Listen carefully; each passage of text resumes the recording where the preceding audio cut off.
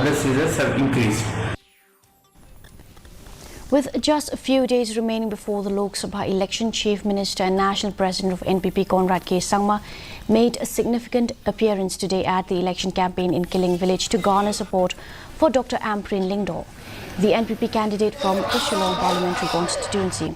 Addressing the MP election, Conrad Sangma praised the positive response of the local people and expressed hope that the NPP candidate would emerge victorious in the Lok Sabha election, bringing further change to Meghalaya as NPP remains a part of the NDA government.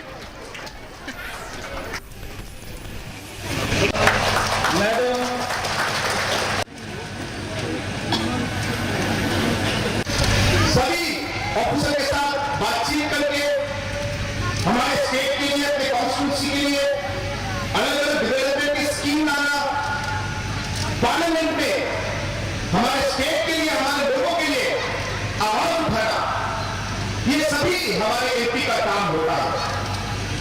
और इस काम में state government के साथ भाग लेकर, मिलकर MP को काम करना होता है।